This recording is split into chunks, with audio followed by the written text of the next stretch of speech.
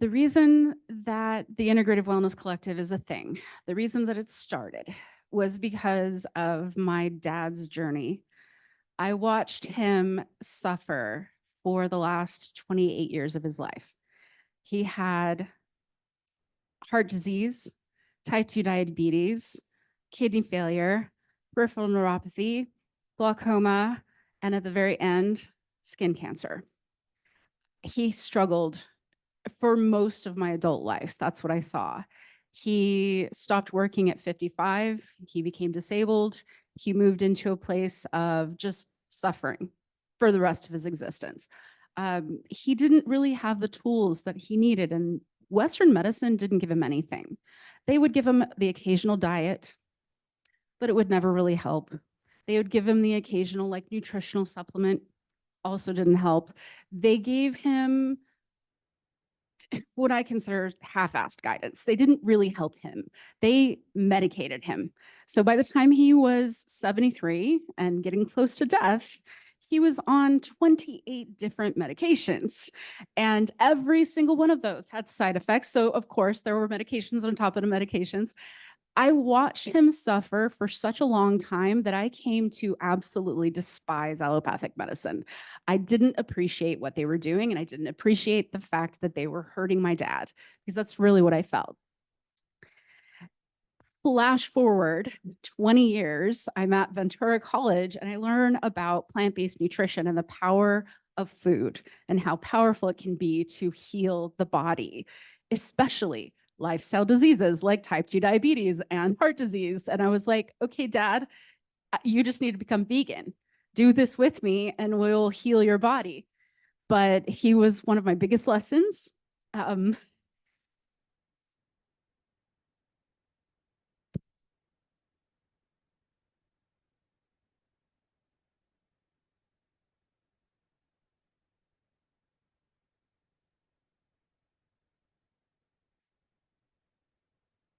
He said, no, Steph.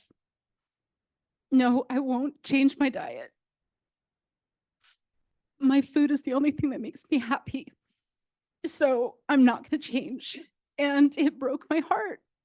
And it barely still does. My dad passed away on December 23rd, 2015 of a massive heart attack. And at that point, I knew that there was nothing I could do. I knew that he needed to live his life and follow his own path. And that was one of the hardest lessons, to let people live and let them be who they are and where they are in their life.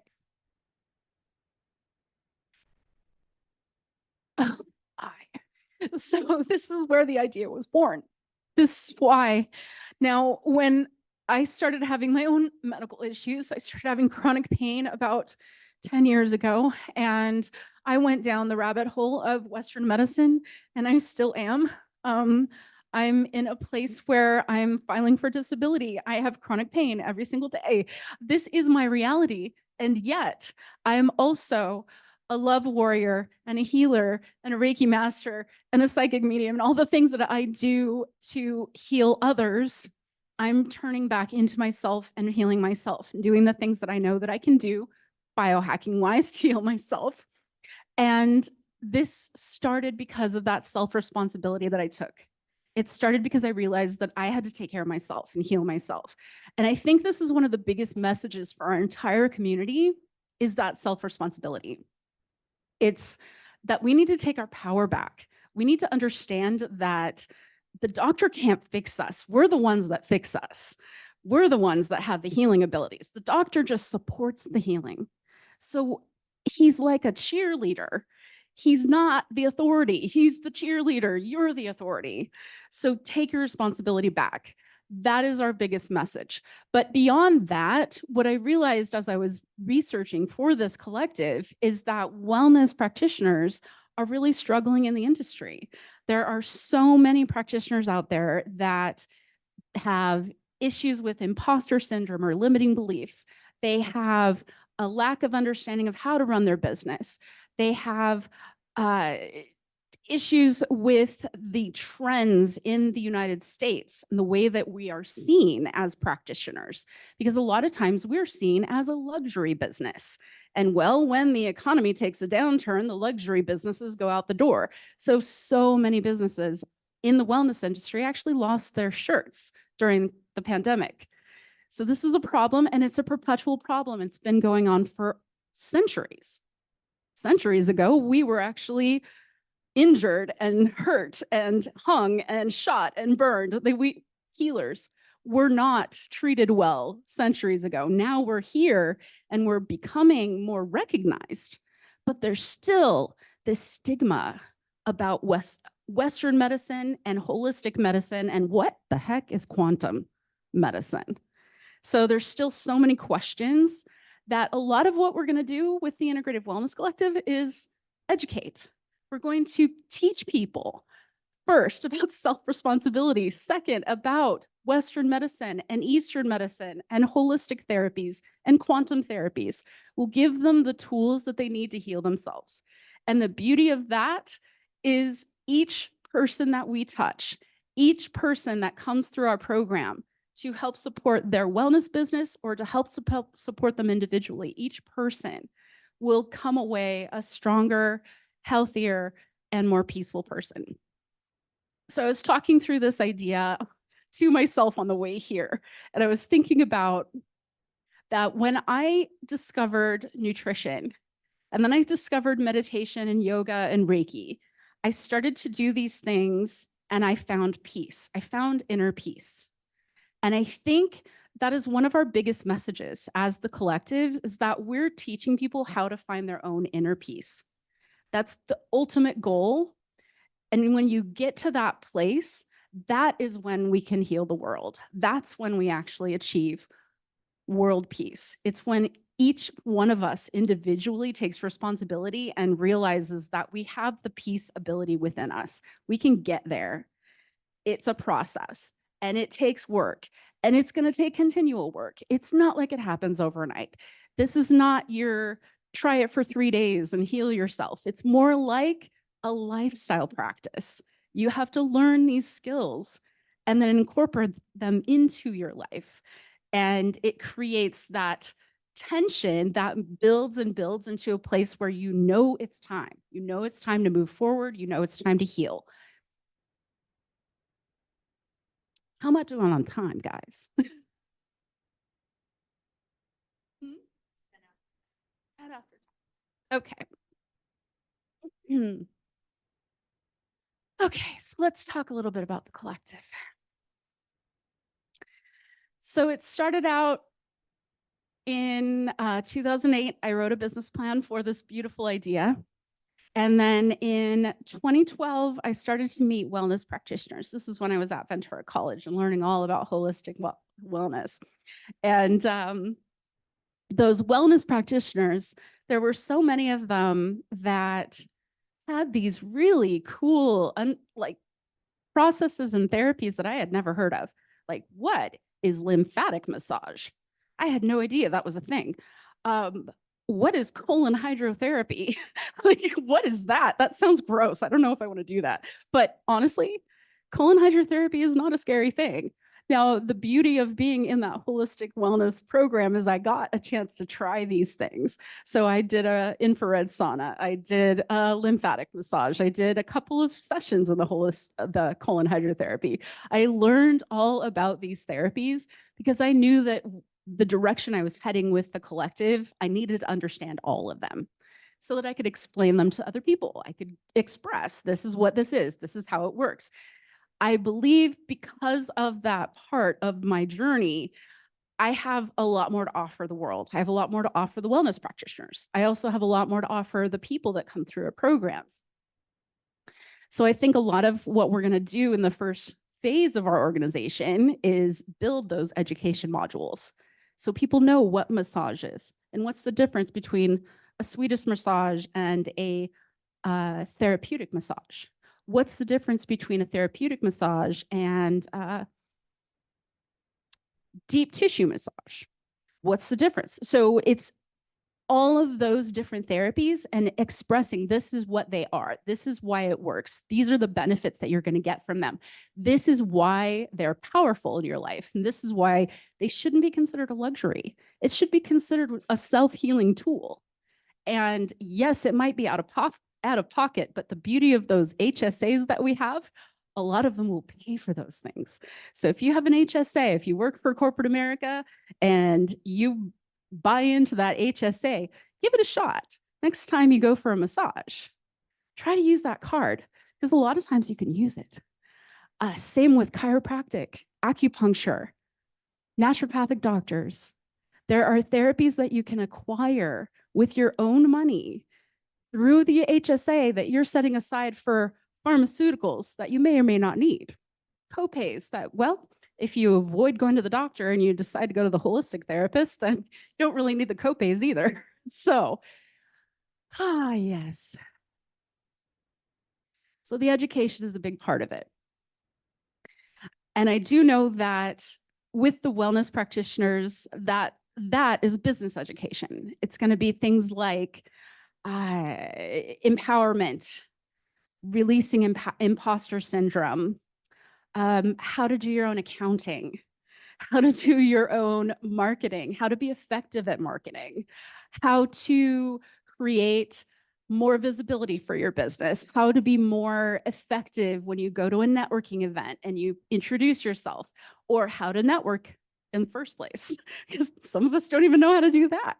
So there will be education programs for that as well. So we're starting out with supporting the wellness practitioners because my experience in Ventura taught me that the wellness center is a necessary thing, and it is one of the end goals of this organization is to open a wellness center where people can work together as a collective.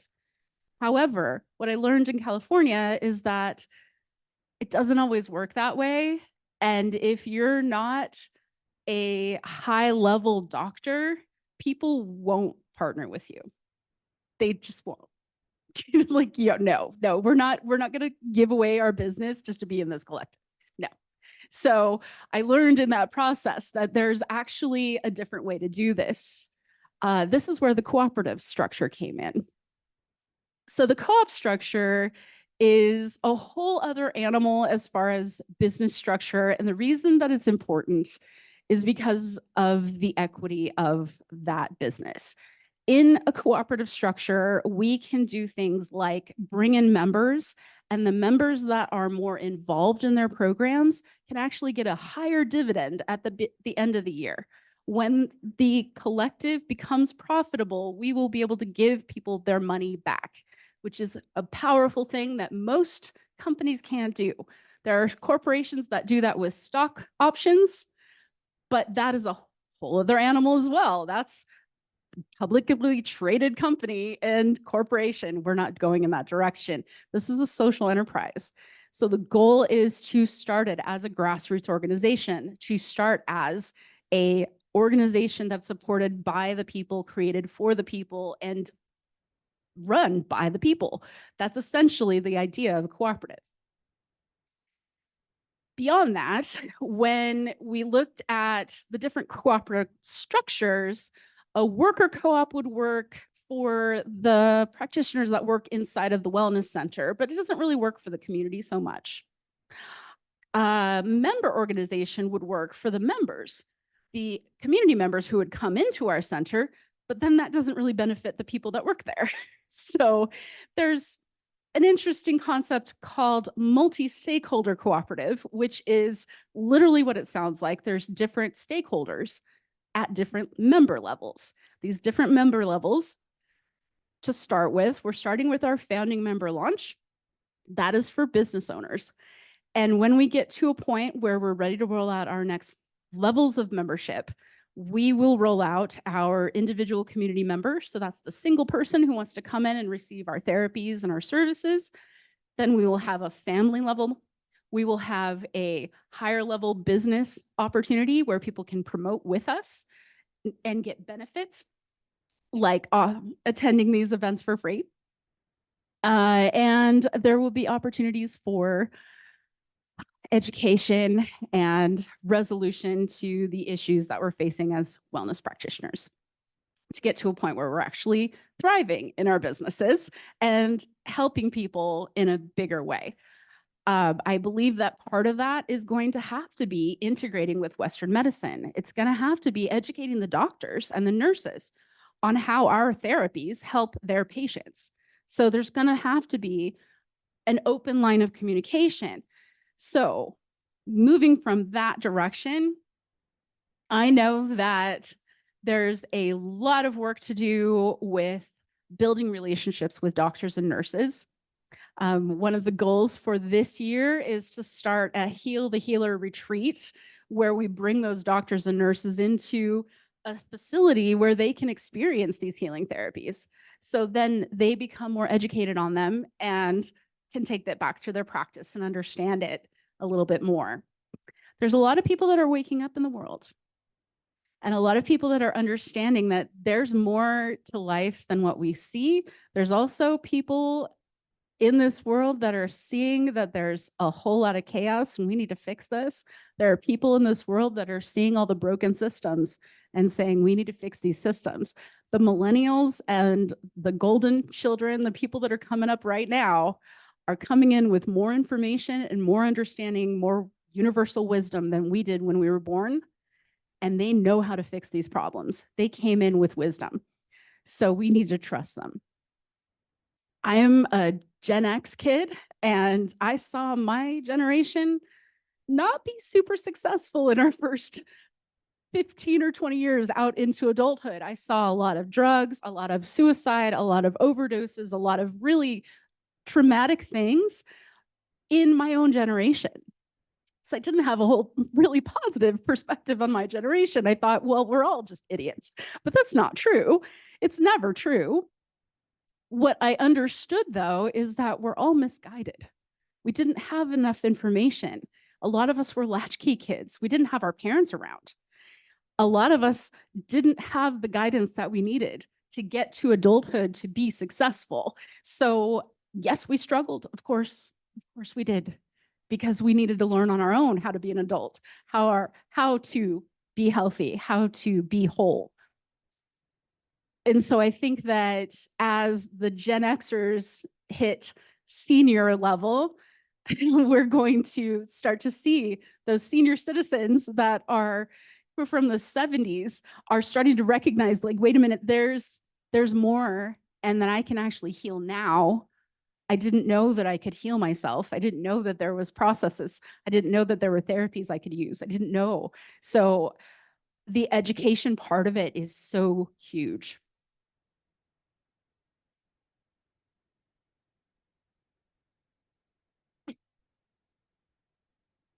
Yeah, my slides were really helping me. Let's see. Where do we go from here?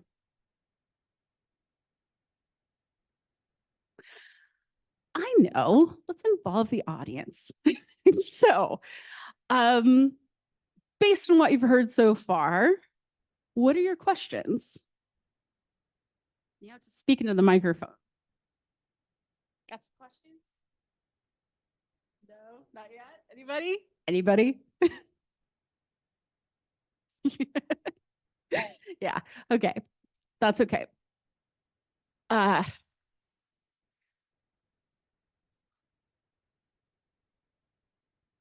me just gather my thoughts here.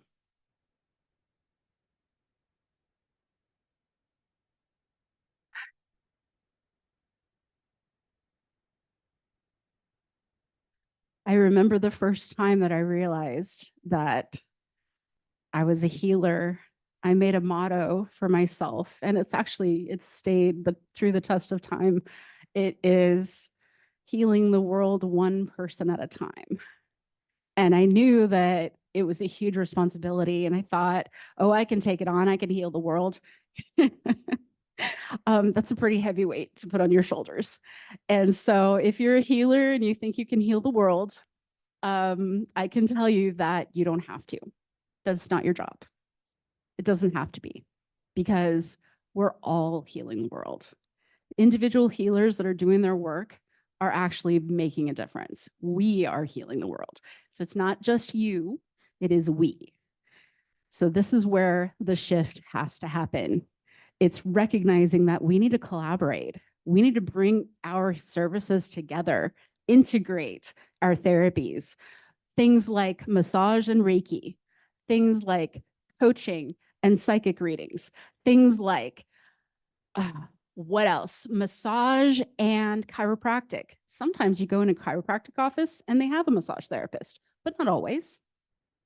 Sometimes you go into a Western medicine doc and they know a little bit more about holistic medicine. Maybe they have a referral system with a couple of docs, but that is not commonplace.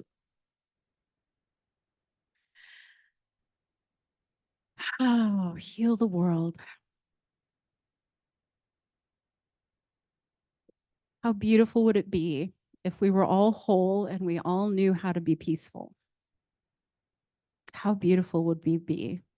As humans on this planet, there's so much potential, so much opportunity for moving us in the direction of more whole, more peaceful, more real, more accomplished in our lives, more grounded.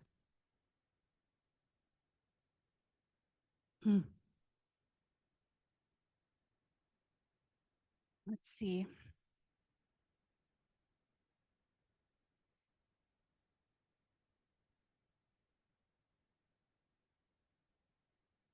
The business structure, I mentioned the co-op structure. We are starting at a founding members launch. That was actually on the guidance of a membership training. I still get his emails. His name is Stu McLaren.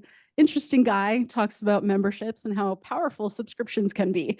And so he is the reason that we did this founding members launch.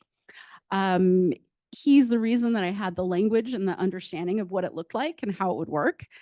And so with that, we moved into the founding members launch in January, and our goal is June 1st to come into a place of launching the rest of the memberships or rolling out the next level of membership. So it really will depend on the advisory board and where we decide to go next. But I do know that June 1st is a deadline for us. At that point, the $47 a month rate will go up to $55. And I'm hoping that we can also incorporate a lot more movement in the direction of co-founders, people who see this vision and believe that they need to be a part of it. So it's not just be a member, but actually be an owner and be a part of it. Now, just for clarity, in order to be an owner of a cooperative, there is usually a buy-in. So the buy-in, depending on the level that you want to be a part of, the buy-in will change. To be a business partner right now, it's $555 a year, $47 a month. When we get to the business level of membership, there will be a co-founder level, an individual level, different prices for each and different levels for each. So it's a complex business, largely complex because of the accounting and tracking all the individual members. Really, that could be done with a database. It's not super complicated. It's just a task that needs to be accomplished on a regular basis. People need to be tracked. How much time you spend with us will give you merit badges. So the merit badges is another thing that co-ops can do that you might see in nonprofits. They might do recognitions for volunteers and things like that, but you don't get the usual things you can get with a co-op that you would get with a corporation. You don't get the same things. With a corporation, you get stock options. Maybe you get dividends from the stocks. You might get benefits from them, but there's not going to be the same kind of benefits that you would get from the co-op. Another benefit that we have is a time bank. Now, I've done a lot of research with the gift economy, and I understand barter more than most people. And I understand that there is a need for barter. That trade is actually where we started as our human journey. And I believe that's where we're going. We need to understand it. We need to understand that there's more to life than just money. There's more to life than just things. We have to realize that we have power within our bodies. We have power in our souls. We have power. And with that, we have responsibility. So great power, right? Huh. So we are building our team right now. Deanna is my business partner. She's a co-founder. And once we get to a point where we're ready to hire somebody else, we would be looking for a financial officer, so CFO. We will also be looking for a CTO to help us develop the website. Now, this organization, we're going to start out as a bootstrapped organization without a physical location. We do not need a physical location. There are a lot of co-working spaces, conference spaces, opportunities in the community for people to come and utilize the space. So we don't need a physical location and have that overhead. We really don't. In this day and age, a lot of us can work from home. Many of us had to work from home during the pandemic, so we know how to do it. We know that there's a way to do it and do it effectively. We've gotten very comfortable with Zoom, obviously. We've gotten very, very comfortable with working remotely and taking responsibility for our jobs and the way we do things. The beauty of that is it's given us an unusual training in this day and age to give us opportunities to move into better places as human beings. We can work from home and raise our families. We can work from home and eat whole, organic, real food instead of junk food you might get when you work at a job and you have to go 20 minutes to go get fast food. There's so many things that you can benefit from working from home. So that's a beautiful thing about bootstrapping. This organization falls under the category of software as a service because we will be doing a lot of education modules on the website. We will be doing a lot of Zoom meetings. We'll be doing a lot of opportunities for people to work within that website. Will be a fully functional directory, and the directory will be a referral system for people. So when people sign up as a member, they'll get a directory page, and they'll have access to add things to the directory. We're also going to have a wellness blog on the website. So we're looking for writers who want to share their ideas about wellness. We are looking for volunteers for this program because there will be opportunities to receive healing on a test basis. What I see is that when we first start integrating, we're going to have to take a lot of notes and analyze and figure out, is this right? Is this structure right? Is this system the way that it's going to work to actually heal these people? Is this going to work? So there will be some free programs available, like pilot programs, to test our ideas. So we will be looking for volunteers. We will also be looking for individuals to come in and be stewards for the planet. So one of the goals is to help people resolve the issue of food insecurity. And I have several connections in the community that are teaching people how to grow food in your backyard or how to grow food in your balcony, how to have a food system on the wall of your apartment. Like, there are so many different ways to grow food. And what this is doing is giving us power back. There are, I don't know the exact number, but I know that there are several hundred food deserts just in the state of Arizona. And I do know that if you live in a food desert, that means that you don't have a grocery store that's within walking distance. Usually it's within 15 miles. So if you don't have a grocery store within 15 miles and maybe you have to take the bus to go get your groceries, you may only go get groceries once a month because it's a pain. So people will make choices. So then they go to the liquor store. The liquor store is a walking distance, 5 blocks, 2 blocks away. And the liquor store, what do they have? They've got maybe some fruits, probably not going to have any vegetables. They'd have a whole lot of processed stuff, mostly junk. It's not going to be health food, that's for sure. And then you've got the fast food, the McDonald's, the Taco Bell, Chick-fil-A on the corner. So you have access to food. It's not like you don't have access to food, but the quality of the food is the problem. And that's why it's called a food desert, because the quality of the food is lower end. And you don't have that grocery store where you have access to all the foods. So putting the power back into the people's hands means that you have permission to grow food in your backyard. Now, I have actually heard some pushback from the government saying we're not allowed to collect rainwater. We're not allowed to grow food in some places. So, okay, we need to obviously lobby for our own responsibility to grow our own food. So I've actually considered that the collective might have to have a lobbying leg that lobbies the government for changes in our legislation, because there's problems with the way that our laws are written, how we take responsibility for ourselves. So there's a lot of things that we can do as an organization. Now, it's not all going to happen at once. It has to happen in phases. So the first phase is to work with the wellness practitioners. It's to build our integrative networks. It's to figure out how to work together. It's to figure out how we do referrals and do them effectively. Do we do them with kickbacks? Are we allowed to do that? Do we do them with a bonus? Is maybe we do, when you refer somebody, you give them your service as a thank you. Like, there's got to be systems in place for us to barter and trade in the referral system. There's also got to be systems in place for us to bring in new members and do levels. There's opportunities for different levels with the multi-stakeholder co-op.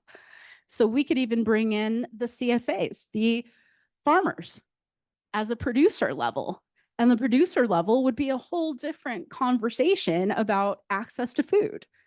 Maybe we'd have a delivery system so the people who live in the food deserts could actually place an order and get their CSA delivered to their front door.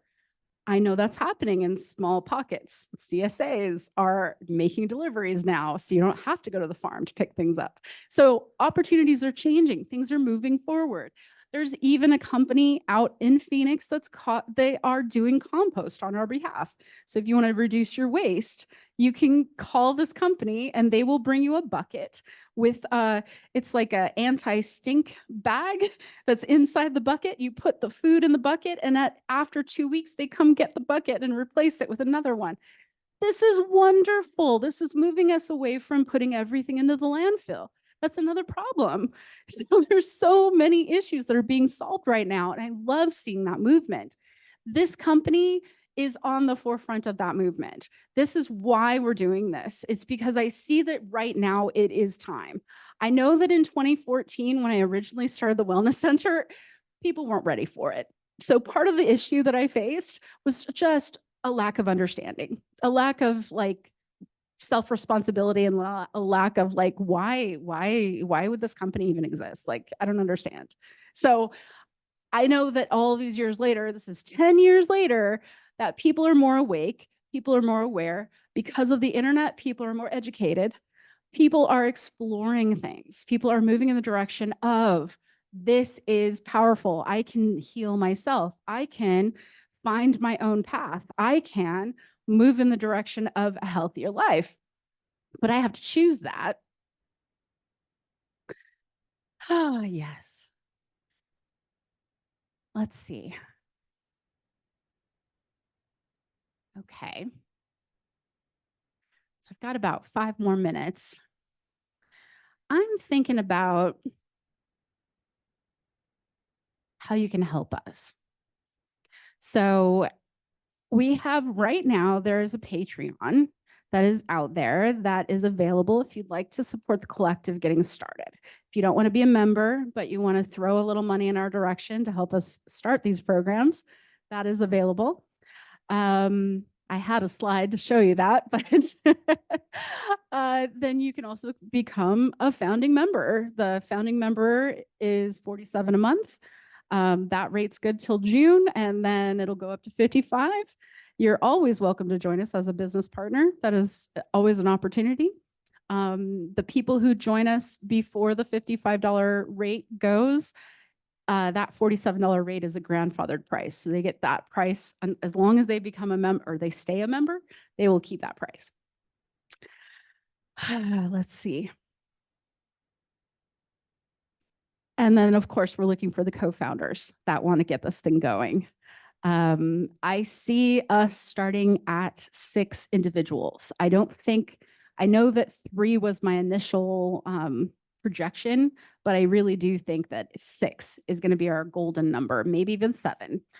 I know that there are different things that are going to be necessary. For example, I don't think I'm going to be the CEO of this company. I'm not going to be the PR person. I think we need somebody outgoing that's going to do this and believes in the vision. I also think that we will need coaches. We'll need people who can guide people. And at that point, like, I know that coaches are in the hundreds of thousands now. We can find lots of coaches who believe in this vision and want to do what we're doing. I also know that we will need certain services. So we'll need an attorney. I'm looking specifically for a co-op attorney. We will need individuals who have certain services. So like the marketing service or the accounting service or the bookkeeping service or the, who else is out there? Who do we need to hire? Who are like virtual assistants, appointment setters, organizations that help us grow, funding resources. So there will be opportunities for those types of businesses to be a part of our organization as well. Whew. Okay. Well, that was a lot. A lot to digest. I think ultimately my message is about peace. It's about choosing our path. And it's about recognizing that we do have the power within us to make a difference. So thank you.